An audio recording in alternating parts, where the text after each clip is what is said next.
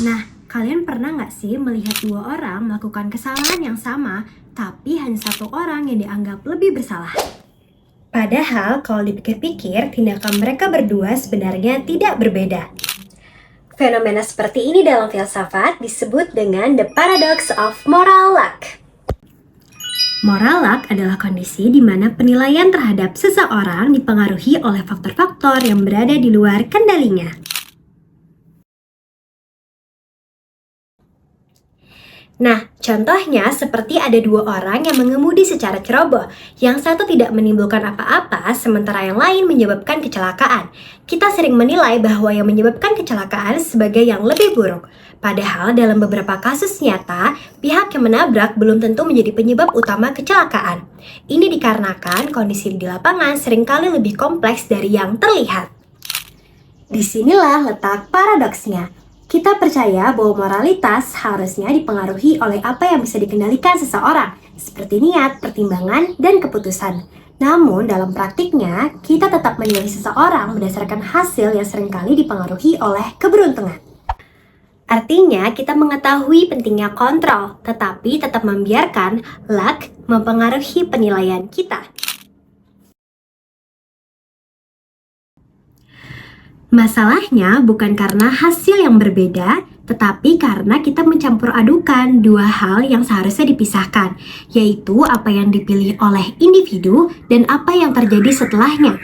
Kita tidak hanya menilai tindakan, tetapi kita juga menghukum seseorang atas hasil yang tidak sepenuhnya ia kendalikan. Menurut saya, solusi dari dilema ini bukan dengan menghilangkan peran keberuntungan, tetapi dengan memperjelas cara kita menilai. Saya mengusulkan pendekatan dua lapis dalam penilaian moral. Lapisan pertama adalah nilai moral atau moral worth. Pada lapisan ini, penilaian harus didasarkan oleh hal-hal yang dapat dikendalikan oleh individu, seperti niat, pertimbangan, dan pengambilan keputusan. Disinilah letak keadilan moral yang sesungguhnya. Lapisan kedua adalah tanggung jawab moral atau moral responsibility. Lapisan ini dipengaruhi oleh konsekuensi nyata dalam konteks sosial dan hukum.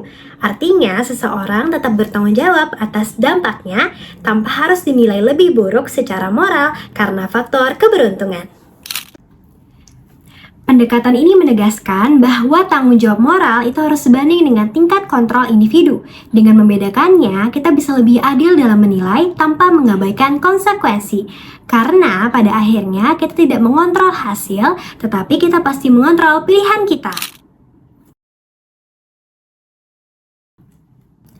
Nah teman-teman, jika moralitas itu ditentukan oleh hasil, maka keadilan akan selalu bergantung pada keberuntungan.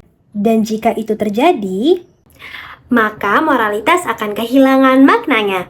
Saya Guide Sanadia Haura dengan NIM 25020560019 dari Ilmu Komunikasi kelas A semester 2 tahun 2025 mengucapkan terima kasih kepada Bapak dan teman-teman yang sudah menonton video saya. Sekian dari saya. Wassalamualaikum warahmatullahi wabarakatuh.